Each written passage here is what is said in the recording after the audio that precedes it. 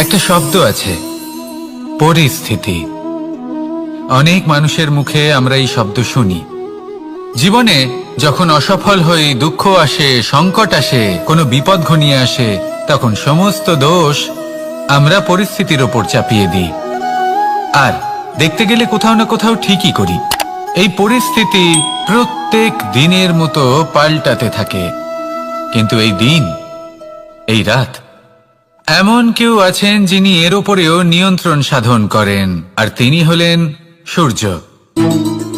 ঠিক সেই রকমই আমাদের জীবনেও সূর্য হলো এই মন।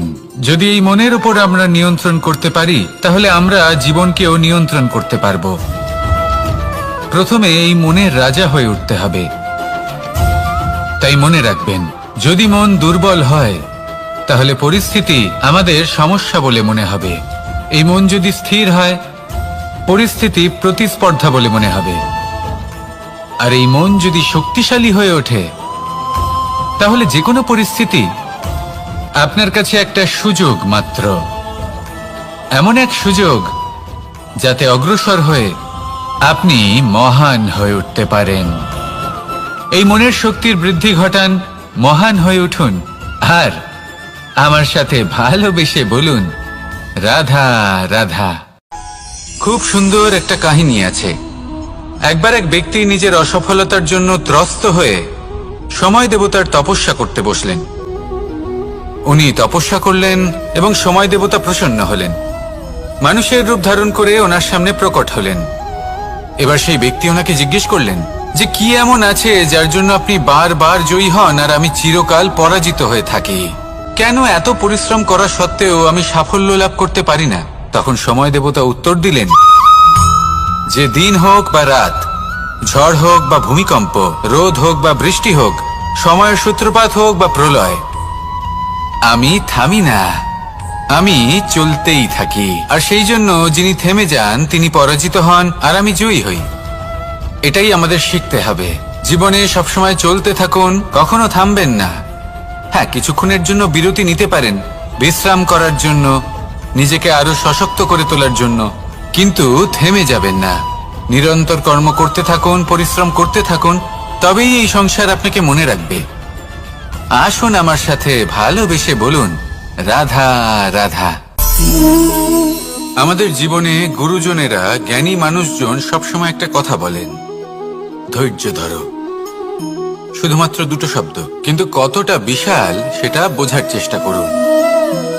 ছোট একটা অস্ত্র হাতে নিন এবং একটা বিশাল পর্বতে নিরন্তর প্রহার করতে থাকুন, ধৈর্য ধরে সেই কাজ করতে থাকুন। এমন একদিন আসবে, এই বিশাল পর্বতে আপনি একটা পথ তৈরি করবেন। কোনো ধনুর্ধর যখন নিজের বিদ্যা অর্জন করেন, তখন তাকেও ধৈর্য ধরতে হয়, তার নিজেকে সময় দিতে হয়, তবেই সে ধনুর্বিদ্যা শিখতে পারে। সেইভাবে আমাদের জীবনেও ধৈর্য ধরার খুব প্রয়োজন। পরিবারে ধৈর্য রাখতে পারলে তাহলে আস্তে আস্তে দেখবেন প্রেম বৃদ্ধি পাচ্ছে। সমাজে যদি ধৈর্য রাখতে পারেন, তাহলে আস্তে আস্তে এই সমাজ আপনাকে সম্মান করবে। যদি নিজের জীবনে ধৈর্য রাখতে পারেন, তাহলে নিজে থেকেই আত্মবিশ্বাস বাড়বে, নিজের বিকাশ হবে। জীবনে সবই সম্ভব যদি ধৈর্য রাখতে পারেন। হয়তো আস্তে আস্তে হবে, কিন্তু হবে অবশ্যই। শুধু ধৈর্য রাখুন, কারণ ধৈর্যই সবথেকে বড় পুঁজি। আসুন আর আমার সাথে ভালোবেসে বলুন, রাধা রাধা। আমাদের জীবনে যখনই আমরা কোনো বড় দায়িত্বের সম্মুখীন হই, তখন আমরা তার থেকে দূরে পালাই, আর এই অজুহাত দিই যে না না, এত বেশি ভার বহন করার যোগ্যতা আমার নেই, আমি করতেই পারবো না।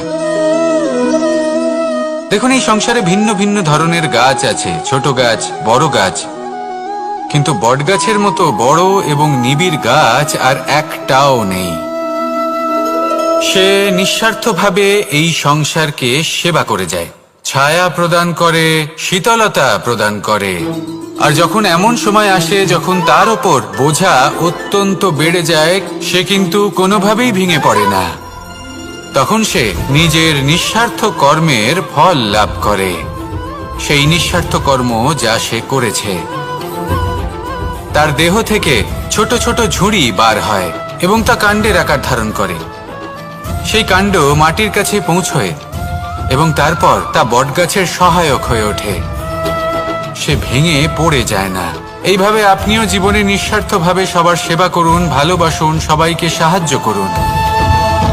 যেদিন আপনার ওপর বোঝা অত্যন্ত বেড়ে যাবে, সেদিন এই সব মানুষ আপনাকে সাহায্য করার জন্য আসবেন, আপনার শক্তি হয়ে উঠবেন, আর আপনি বটগাছের মতোই মহান এবং বিশাল হয়ে উঠবেন। আসুন আর আমার সাথে ভালোবেসে বলুন, রাধা রাধা। মানুষ তার জীবনে দুই ধরনের পরিস্থিতিকে খুব ভয় পায়। এক, কোনো কারণবশত কারোর সামনে নত হওয়া। দুই, কোনো কারণে নিজের চরিত্র থেকে, নিজের মূল্যবোধ থেকে বিচ্যুত হওয়া। এবার কেন হয় এরকম যে কথায় কথায় কারোর সামনে নত হতে হয়? কেন বারংবার নিজের চরিত্র থেকে চ্যুত হতে হয়? এরকম কেন হয়? এটা তখনই হয় যখন আমাদের শিক্ষা এবং মূল্যবোধের অভাব থাকে। যদি মানুষের মধ্যে প্রকৃত শিক্ষা থাকে, তাহলে এই সংসারে কোনো সময় এবং কারোর সামনেই নত হওয়ার কোনো প্রয়োজন নেই। যদি মানুষের মধ্যে মূল্যবোধ থাকে, তাহলে তাকে নিজের মূল্যবোধ বা চরিত্র থেকে বিচ্যুত হতে হয় না, তা সে যাই হয়ে যাক না কেন। কোনো বালককে যদি জন্ম থেকেই সুশিক্ষার অধিকারী করা হয়, শিক্ষিত করা হয়, মূল্যবোধের অধিকারী করা হয়, তবে সে এই সংসারে এমন কর্ম করবে যাতে সে নিজেকে, নিজের পরিবারকে, সমগ্র সমাজকে গর্বিত করতে পারে। শিক্ষা লাভ করুন, মূল্যবোধ লাভ করুন এবং আমার সাথে ভালোবেসে বলুন, রাধা রাধা। আমাদের সকলের জীবনে একটা লক্ষ্য থাকে যেটা আমরা লাভ করতে চাই। ঠিক যেন একটা প্রতিস্পর্ধা বিদ্যমান যে কে সব থেকে আগে নিজের লক্ষ্যে পৌঁছতে পারবে। আর সেই জন্য আমরা সকলেই খুব তাড়াতাড়ি এগোতে চেষ্টা করি, বড় এবং দীর্ঘ পদক্ষেপ ফেলি যাতে তাড়াতাড়ি নিজের লক্ষ্যে পৌঁছতে পারি। কিন্তু এক অত্যন্ত গুরুত্বপূর্ণ বিষয় আছে, সবসময় লক্ষ্য সামনে থাকবে না, কখনো কখনো তা খুঁজতে হয়। এই যাত্রা খুব কঠিন হতে পারে, আর ঠিক এই কারণেই সবসময় দ্রুত গতিতে চলা বা তাড়াতাড়ি পথে চলা সেটা আবশ্যক নয়। তার থেকেও বেশি গুরুত্বপূর্ণ হলো ভেবেচিন্তে তারপর পথ চলা। যদি ভেবেচিন্তে পদক্ষেপ ফেলেন, চলতে পারেন, তাহলে সেটাই সর্বশ্রেষ্ঠ পদক্ষেপ। কখন কোন দিকে যেতে হবে, কখন কোথায় দিক পাল্টানো যাবে না, কখন গতি বেশি রাখতে হবে, কখন কম, কখন থামবো, কখন চলবো, এই সব কিছুর বিষয়ে জ্ঞান অত্যন্ত গুরুত্বপূর্ণ এবং ভেবে চিন্তে চলতেই হবে। সেই জন্য শুধু তীব্র গতিতে সামনে এগোলে চলবে না, ভাবনা চিন্তা করে এগোতে হবে। আসুন আমার সাথে ভালোবেসে বলুন, রাধা রাধা। কখনো কোনো প্রজাপতিকে উড়তে দেখেছেন? কি সুন্দর উড়ে বেড়ায় সে, এক ফুল থেকে অন্য ফুলে, এক পাতা থেকে অন্য পাতার ওপর। কিন্তু সে কিভাবে উড়তে শেখে কখনো ভেবেছেন? জন্ম থেকেই কিন্তু প্রজাপতির ডানা থাকে না, ও কিন্তু ছোট্ট একটা ডিমের আকারে জন্ম লাভ করে। তারপর সেই ডিমটি ভেঙে একটি কীট বাইরে আসে। আস্তে আস্তে সে বড় হয়, ওর শক্তি বৃদ্ধি পায়। তারপর সে সেই কীট দশা ত্যাগ করে নিজের ডানাগুলি মেলে। এই প্রক্রিয়া তার কাছে সরল নয়, অত্যন্ত যন্ত্রণাদায়ক প্রক্রিয়া, কিন্তু সে সেই যন্ত্রণা মেনে নেয়। আর তারপর আস্তে আস্তে সে উড়তে শেখে। শুধুমাত্র আকাশে উড়ে বেড়ায় তা নয়, আমাদের মনের মাঝে উড়ে বেড়ায়। এবার এই ডিম থেকে প্রজাপতি হয়ে ওঠার যে যাত্রা, এটা যতটা কঠিন, ততটাই কঠিন হয় এই সংসারে শ্রেষ্ঠ কর্ম করা, ততটাই কঠিন হয় এই সংসারে মহান হয়ে ওঠা। সেই জন্য প্রয়োজনীয় প্রচেষ্টা এবং সময়। নিরন্তর প্রচেষ্টা করতে থাকুন, পর্যাপ্ত সময় নিন এবং আপনি নিজেকে এই আকাশে উড়ন্ত অবস্থায় পাবেন।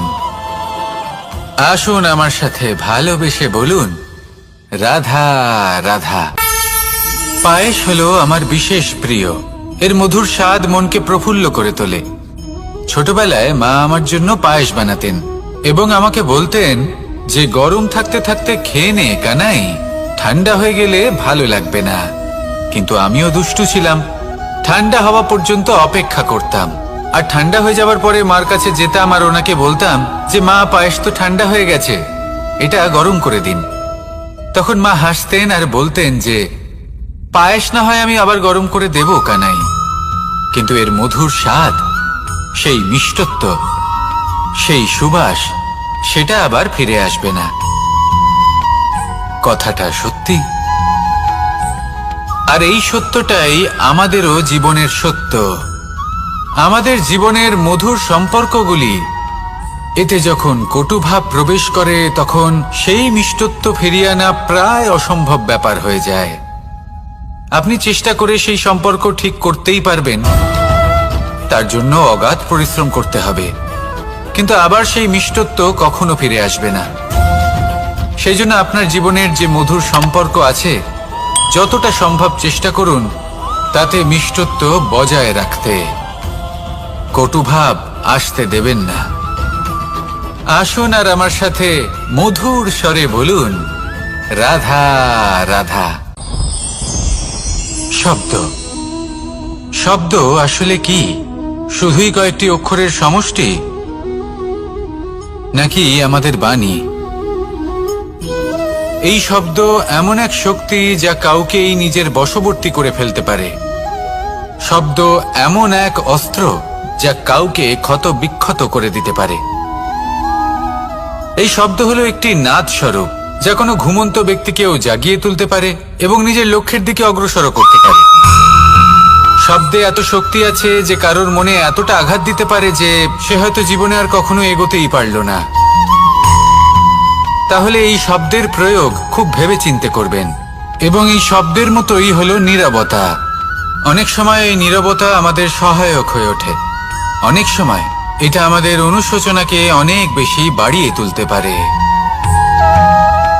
ভীষ্ম পিতামহ, অঙ্গরাজ কর্ণ, যখন দ্রৌপদীর বস্ত্রহরণ হচ্ছিল তখন এনারা নীরব ছিলেন।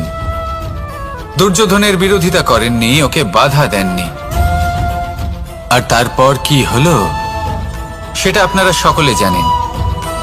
দেখতে গেলে নীরবতা চুপ করে থাকা, কিন্তু যদি কোনো দুষ্টের সামনে চুপ করে থাকেন, যদি তার বিরোধিতা না করতে পারেন, তাহলে এই নীরবতাই অনেক বড় পাপের আকার ধারণ করে। মনে রাখবেন আর আমার সাথে ভালোবেসে বলবেন, রাধা রাধা। আভূষণ, কার না ভালো লাগে এই আভূষণ? আমরা পরিশ্রম করি, ধন অর্জন করি আর আভূষণ কিনে থাকি, কখনো নিজের জন্য, কখনো বা তাদের জন্য যাকে আমরা ভালোবাসি, বা তাদের জন্য যাকে আমরা সম্মান করি। হয়তো সেই জন্যই সীতা চূড়ামণি ধারণ করেছিলেন এবং আমি সামন্তকমণি। কিন্তু এটাই কি সেই প্রকৃত আভূষণ যা আপনার মূল্য বৃদ্ধি করে? না। শ্রীরামের আভূষণ হলো ওনার নম্র ভদ্র ব্যবহার। মাতা সীতার আভূষণ হলো ওনার সততা, ওনার নিষ্ঠা, ওনার ত্যাগ। অর্জুনের আভূষণ ছিল ওনার একাগ্রতা। রাধার আভূষণ ওনার প্রেম। এই আভূষণ কোথাও নেই, আপনার মনে আছে। যদি আপনার মনে মিষ্টতা থাকে, তা শান্ত হয়, তাতে সততা থাকে, নিষ্ঠা থাকে এবং প্রেম থাকে, তাহলে আপনার অন্য আর কোনো আভূষণের কোনো প্রয়োজন নেই। আপনি যতই ভিড়ের মাঝে থাকুন, আপনার ঔজ্জ্বল্য চোখে পড়বে। আসুন আর আমার সাথে ভালোবেসে বলুন, রাধা রাধা। এই সংসারের সবথেকে বড় সত্যি হলো জন্ম এবং মৃত্যু, কিন্তু আরো বড় একটা সত্য আছে, মিত্র এবং শত্রু, যা আমাদের সকলের জীবনে থাকে। মিত্র সে যে আমাদের সঙ্গ দেয় এবং সংসারের সবথেকে উঁচু শিখরে আমাদের নিয়ে যায়, এবং শত্রু সে যে যে কোনো মুহূর্তে যে কোনো শিখর থেকে আমাদের নিচে ফেলে দিতে পারে। এবার বিচিত্র ব্যাপার হলো এটাই যে আমরা নিজেরাই এদের সাথে নিয়ে চলি, নিজেরাই এদের পালন করি। তা কি করে? প্রথমে বুঝুন এই মিত্র এবং শত্রু কারা। আপনার নিজের মন, আর কেউ নয়। এই মনই হলো মিত্র। যখন তাতে ভারসাম্য বজায় থাকে, তা নিয়ন্ত্রিত থাকে, তা পবিত্র হয়। কিন্তু যদি এই মন অনিয়ন্ত্রিত হয়ে পড়ে, যদি আপনাকে সে নিয়ন্ত্রণ করতে শুরু করে, তখন সেই আপনার সবথেকে বড় শত্রু হয়। সেই জন্য এই মনের ওপর নিয়ন্ত্রণ রাখতে শিখুন, এতে ভারসাম্য বজায় রাখতে শিখুন। তাহলে আপনি এমন এক বন্ধুকে পাবেন যে আপনাকে এই সংসারের শিখরে পৌঁছে দেবে। আসুন আমার সাথে ভালোবেসে বলুন, রাধা রাধা। ঈশ্বর আসলে কে? সংসারের বেশিরভাগ মানুষের কাছে ঈশ্বর হলেন এই সংসারের রচয়িতা, পালনকর্তা। কারোর কাছে উনি জ্ঞাতা, কারোর কাছে উনি হলেন আস্থার প্রতীক, আবার কারোর জন্য শুধুমাত্র অন্ধ বিশ্বাস। কিন্তু এই ঈশ্বর কি কোনো শরীর, নাকি একটা বোধ, নাকি শুধুই শ্রদ্ধা? ঈশ্বর হলেন তিনি যিনি হলেন আপনার ইষ্ট। সেই জন্যই তো গুরু, মাতা, পিতা এনাদেরও ঈশ্বরই বলা হয়েছে। যাদেরকে আমরা ঈশ্বর বলে মনে করি, যারা আমাদের ইষ্ট, তারা আমাদের একটি পথ দেখান, একটি দিকে চালিত করেন। সেই পথে চলে আপনি শুভ কর্ম করতে পারেন। আর যখন কোনো ব্যক্তি তার ঈশ্বরের আদেশ পালন করেন, তখন সে নিজে থেকেই শুভ পথে অগ্রসর হয়ে যান। বেশ কয়েকজন মানুষ ঈশ্বরের ওপর আস্থা রাখেন এবং ভাবেন যে অনুচিত কোনো কাজ করা উচিত নয়, ঈশ্বর দেখছেন। ওনারা ভয় পান যে কোনো অনুচিত কর্ম করলে কে জানে তার পরিণাম কি হবে। এমন অনেক ব্যক্তি রয়েছেন যারা ঈশ্বরকে বিশ্বাস করেন এবং জানেন যে ঈশ্বর তাদেরকে দেখছেন। তাই যে যে শুভ কর্ম ওনারা করেছেন তার ফল তারা অবশ্যই পাবেন। এবার আপনি ভয় পেয়ে ঈশ্বরকে বিশ্বাস করবেন, নাকি বিশ্বাসের দ্বারা ঈশ্বরকে বিশ্বাস করবেন, সেই সিদ্ধান্ত আপনারই। কিন্তু হ্যাঁ, যদি আপনার মনে ঈশ্বরের জন্য কোনো স্থান থাকে, যদি আপনার কোনো ইষ্ট থাকেন, যদি আপনি কাউকে ঈশ্বর মনে করেন, যার প্রত্যেক আদেশ আপনি পালন করে থাকেন, তাহলে বলি, ঈশ্বর কখনো আপনাকে অনুচিত পথে চালিত করবেন না। আসুন আমার সাথে ভালোবেসে বলুন, রাধা রাধা। এই সংসারে ভিন্ন ভিন্ন ধরনের গাছ আছে, অসংখ্য ধরনের প্রজাতি আছে। কিছু গাছ পাতা দিয়ে থাকে, কিছু ফুল, কিছু ফল। কেউ ছায়া প্রদান করে, কেউ শীতলতা প্রদান করে, কেউ নিজেকে খুব কষ্ট দিয়ে এই সংসারের বিকাশে সহায়ক হয়ে ওঠে। কিন্তু এই সবার মধ্যে একটা বিষয় কিন্তু সমান, এরা প্রত্যেকেই পাতা ছাড়া, ফুল ছাড়া, ফল ছাড়া জীবিত থাকতেই পারে, কিন্তু কোনো বৃক্ষই শিকড় ছাড়া বেঁচে থাকতেই পারে না। এটাই হলো রাধার। ঠিক সেইভাবেই আমাদের জীবনে শক্তি হোক, ধন হোক বা সাফল্য হোক, আমাদের বা আমাদের পরিবারের প্রসন্নতাই হোক, এই সব কিছুর আধার হলো, সবকিছুর মূল হলো পরিশ্রম। তাই জীবনে চিরকাল পরিশ্রম করতে থাকুন। যদি আপনি জীবনে মহান হবার পথে অগ্রসর হতে চান, তাহলে পরিশ্রম করুন। এই পরিশ্রম দ্বারাই নিজের পরিবারকে প্রসন্ন করুন, নিজের বন্ধুদের প্রসন্ন করুন, এই সমাজকে গর্বিত করুন। আসুন আমার সাথে ভালোবেসে বলুন, রাধা রাধা। এই সংসারের সব থেকে বড় রোগ কোনটা? কেউ বলবে মানসিক রোগ, কেউ বলবে সেই রোগ যা সর্পদংশনের ফলে হয়ে থাকে। এই সংসারে ভিন্ন ভিন্ন ধরনের রোগ আছে এবং তার সাথে ভিন্ন ভিন্ন ধরনের যন্ত্রণাও রয়েছে। এমন একটা রোগ আছে যা চোখে দেখা যায় না, যা আপনার শরীরে কোনো দাগ রেখে যায় না, কিন্তু আপনার আত্মাকে পর্যন্ত ক্ষত বিক্ষত করে, অসুস্থ করে তোলে, বিনাশ করে দেয় আপনাকে এবং তার সাথে আপনার আত্মাকে। এই অসুখের নাম হলো লালসা। লালসা, যে কর্ম সাধন করেছেন তার থেকে বেশি ফল লাভ করার আশা। লালসা, যা আজ আছে তার থেকে অনেক বেশি লাভ করার ইচ্ছে। এই ইচ্ছে এই সংসারে সবার থেকে এগিয়ে থাকার আপনাকে প্রেরণা যোগাবে, কিন্তু তার জন্য আপনাকে অপরাধযোগ্য কাজ করতে উৎসাহিত করবে। আপনার বন্ধু, আপনার আত্মীয়, আপনার পরিবার, এই সবার থেকে আপনি কখন দূরে চলে যাবেন আপনি বুঝতেই পারবেন না। উচিত অনুচিত কোনটা, ধর্ম অধর্ম কোনটা, সব ভুলে যাবেন আপনি। সেই জন্য মনে রাখবেন, নিজের জীবনে যদি আপনি লালসার থেকে নিজেকে দূরে রাখতে পারেন, তাহলে এর অর্থ হলো যে আপনি এই সংসারের সব থেকে বড় অসুখের ওপর বিজয় লাভ করেছেন। আসুন আমার সাথে ভালোবেসে বলুন, রাধা রাধা। এই সাগর কত বিশাল আকার, কখনো শান্ত কখনো উত্তাল, কিন্তু এই সাগরকে এত মহান কে করে তুলল? জল। এবার এই জলের যাত্রা দেখুন, সেটা কতটা কঠিন। এই জল সাগরে থাকে, সূর্য ওকে এতটা উত্তপ্ত করে তোলে যে এই জল নিজের অস্তিত্ব হারিয়ে ফেলে এবং বাষ্পে পরিণত হয়ে হাওয়ায় মিলিয়ে যায়। তারপরে আকাশে যায় আর নিজের অস্তিত্ব আবার হারিয়ে ফেলে, মেঘে পরিণত হয়।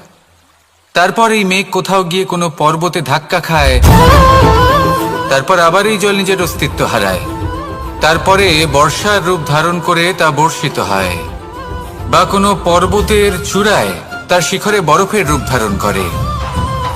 তারপরে এই বর্ষা মাটির দিকে নিজের যাত্রা শুরু করে। এবার মাটিতে ঝরে পড়া এই বর্ষা স্রোতের আকার ধারণ করে এবং আস্তে আস্তে বইতে থাকে। এই নদীর আকার ধারণ করে এবং নদী রূপে বইতে বইতে পাথরে ধাক্কা খায় বা কোনো পর্বতে ধাক্কা খায়, আর তারপর এই নদী এসে সাগরে সমাহিত হয়ে যায়। নদীর এই জল আবারও নিজের অস্তিত্ব হারিয়ে ফেলে, কিন্তু এইবার সেই জল নিজেই সাগরে পরিণত হয়।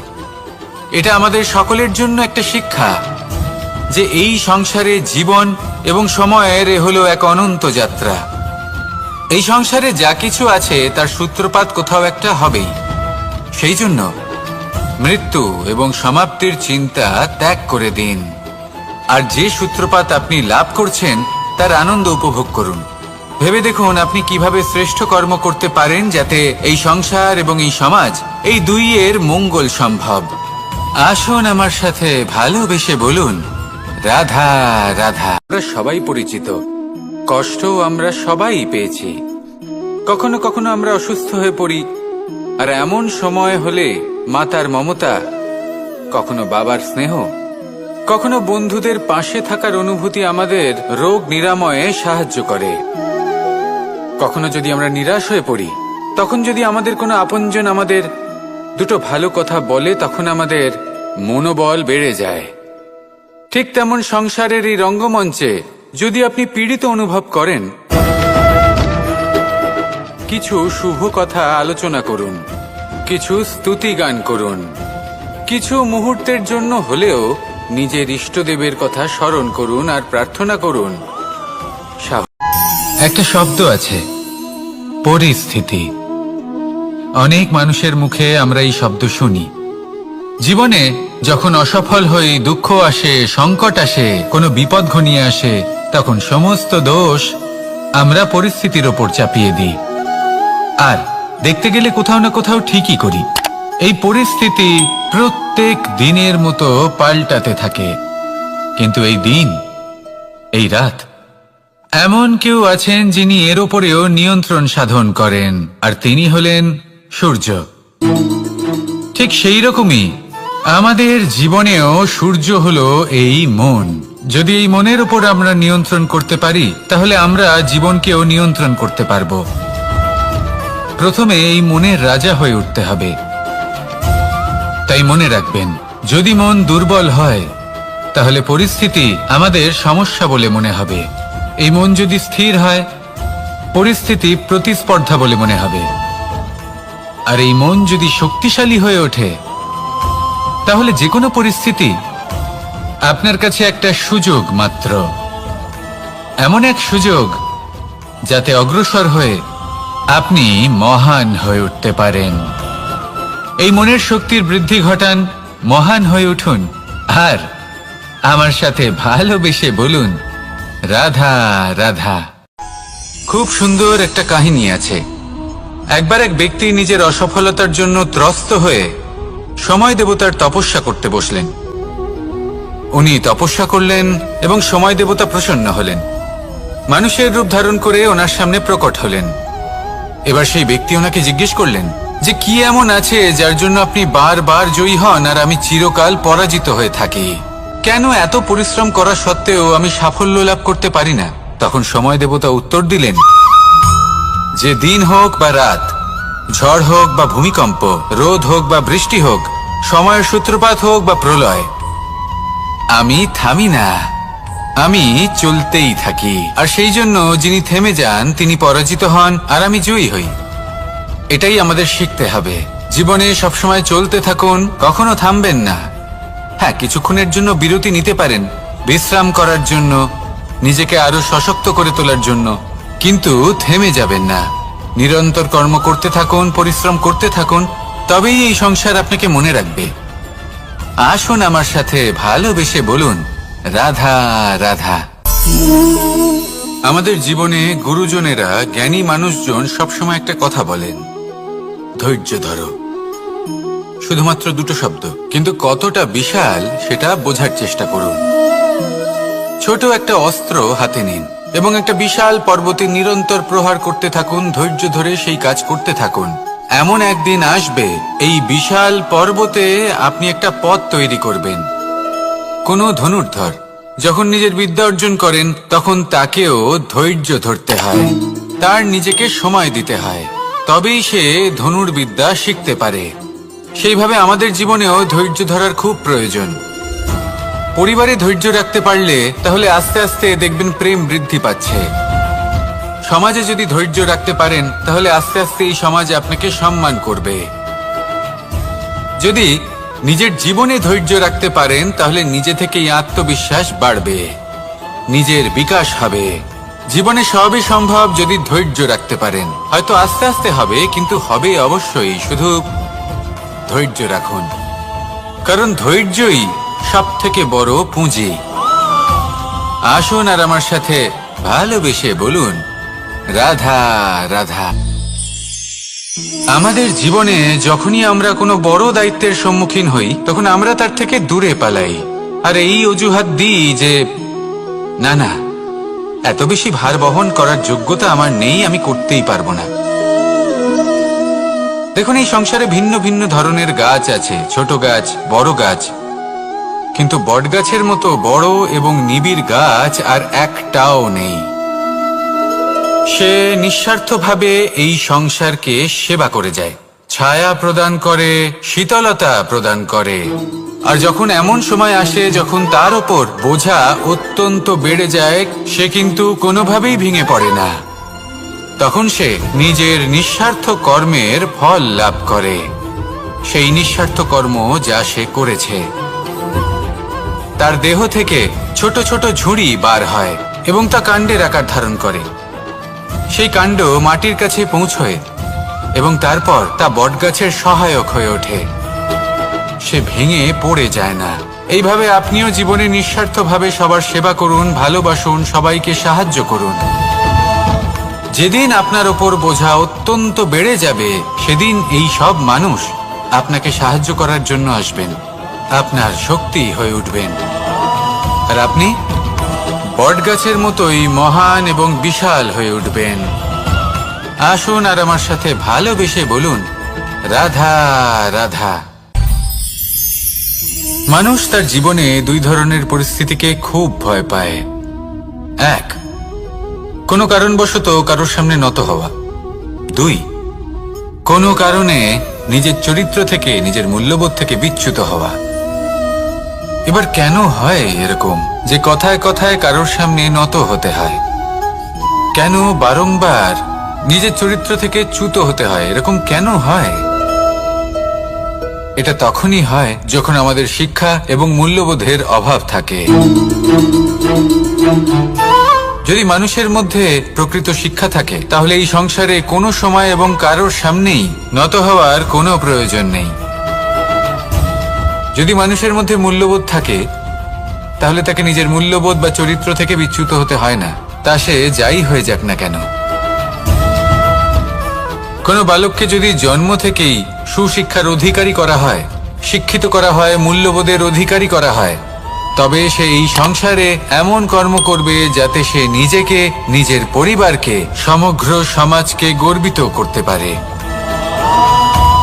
শিক্ষা লাভ করুন, মূল্যবোধ লাভ করুন এবং আমার সাথে ভালোবেসে বলুন, রাধা রাধা। আমাদের সকলের জীবনে একটা লক্ষ্য থাকে যেটা আমরা লাভ করতে চাই। ঠিক যেন একটা প্রতিস্পর্ধা বিদ্যমান যে কে সব থেকে আগে নিজের লক্ষ্যে পৌঁছতে পারবে। আর সেই জন্য আমরা সকলেই খুব তাড়াতাড়ি এগোতে চেষ্টা করি, বড় এবং দীর্ঘ পদক্ষেপ ফেলি যাতে তাড়াতাড়ি নিজের লক্ষ্যে পৌঁছতে পারি। কিন্তু এক অত্যন্ত গুরুত্বপূর্ণ বিষয় আছে, সবসময় লক্ষ্য সামনে থাকবে না, কখনো কখনো তা খুঁজতে হয়। এই যাত্রা খুব কঠিন হতে পারে। আর ঠিক এই কারণেই সবসময় দ্রুত গতিতে চলা বা তাড়াতাড়ি পথে চলা সেটা আবশ্যক নয়। তার থেকেও বেশি গুরুত্বপূর্ণ হলো ভেবেচিন্তে তারপর পথ চলা। যদি ভেবেচিন্তে পদক্ষেপ ফেলেন, চলতে পারেন, তাহলে সেটাই সর্বশ্রেষ্ঠ পদক্ষেপ। কখন কোন দিকে যেতে হবে, কখন কোথায় দিক পাল্টানো যাবে না, কখন গতি বেশি রাখতে হবে, কখন কম, কখন থামবো, কখন চলবো, এই সব কিছুর বিষয়ে জ্ঞান অত্যন্ত গুরুত্বপূর্ণ এবং ভেবে চিন্তে চলতেই হবে। সেই জন্য শুধু তীব্র গতিতে সামনে এগোলে চলবে না, ভাবনা চিন্তা করে এগোতে হবে। আসুন আমার সাথে ভালোবেসে বলুন, রাধা রাধা। কখনো কোনো প্রজাপতিকে উড়তে দেখেছেন? কি সুন্দর উড়ে বেড়ায় সে, এক ফুল থেকে অন্য ফুলে, এক পাতা থেকে অন্য পাতার ওপর। কিন্তু সে কিভাবে উড়তে শেখে কখনো ভেবেছেন? জন্ম থেকেই কিন্তু প্রজাপতির ডানা থাকে না, ও কিন্তু ছোট্ট একটা ডিমের আকারে জন্ম লাভ করে। তারপর সেই ডিমটি ভেঙে একটি কীট বাইরে আসে। আস্তে আস্তে সে বড় হয়, ওর শক্তি বৃদ্ধি পায়। তারপর সে সেই কীট দশা ত্যাগ করে নিজের ডানাগুলি মেলে। এই প্রক্রিয়া তার কাছে সরল নয়, অত্যন্ত যন্ত্রণাদায়ক প্রক্রিয়া, কিন্তু সে সেই যন্ত্রণা মেনে নেয়। আর তারপর আস্তে আস্তে সে উড়তে শেখে। শুধুমাত্র আকাশে উড়ে বেড়ায় তা নয়, আমাদের মনের মাঝে উড়ে বেড়ায়। এবার এই ডিম থেকে প্রজাপতি হয়ে ওঠার যে যাত্রা, এটা যতটা কঠিন, ততটাই কঠিন হয় এই সংসারে শ্রেষ্ঠ কর্ম করা, ততটাই কঠিন হয় এই সংসারে মহান হয়ে ওঠা। সেই জন্য প্রয়োজনীয় প্রচেষ্টা এবং সময়। নিরন্তর প্রচেষ্টা করতে থাকুন, পর্যাপ্ত সময় নিন এবং আপনি নিজেকে এই আকাশে উড়ন্ত অবস্থায় পাবেন। আসুন আমার সাথে ভালোবেসে বলুন, রাধা রাধা। পায়েস হলো আমার বিশেষ প্রিয়। এর মধুর স্বাদ মনকে প্রফুল্ল করে তোলে। ছোটবেলায় মা আমার জন্য পায়েস বানাতেন এবং আমাকে বলতেন যে গরম থাকতে থাকতে খেয়ে নে কানাই, ঠান্ডা হয়ে গেলে ভালো লাগবে না। কিন্তু আমিও দুষ্টু ছিলাম, ঠান্ডা হওয়া পর্যন্ত অপেক্ষা করতাম। আর ঠান্ডা হয়ে যাওয়ার পরে মার কাছে যেতাম আর ওনাকে বলতাম যে মা, পায়েস তো ঠান্ডা হয়ে গেছে, এটা গরম করে দিন। তখন মা হাসতেন আর বলতেন যে পায়েস না হয় আমি আবার গরম করে দেব কানাই, কিন্তু এর মধুর স্বাদ, সেই মিষ্টত্ব, সেই সুবাস, সেটা আবার ফিরে আসবে না। কথাটা সত্যি। আর এই সত্যটাই আমাদেরও জীবনের সত্য।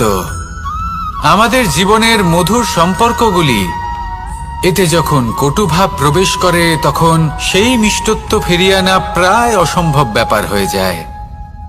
আপনি চেষ্টা করে সেই সম্পর্ক ঠিক করতেই পারবেন, তার জন্য অগাধ পরিশ্রম করতে হবে, কিন্তু আবার সেই মিষ্টত্ব কখনো ফিরে আসবে না। সেই জন্য আপনার জীবনের যে মধুর সম্পর্ক আছে, যতটা সম্ভব চেষ্টা করুন তাতে মিষ্টত্ব বজায় রাখতে। কটুভাব আসতে দেবেন না। আসুন আর আমার সাথে মধুর স্বরে বলুন, রাধা রাধা।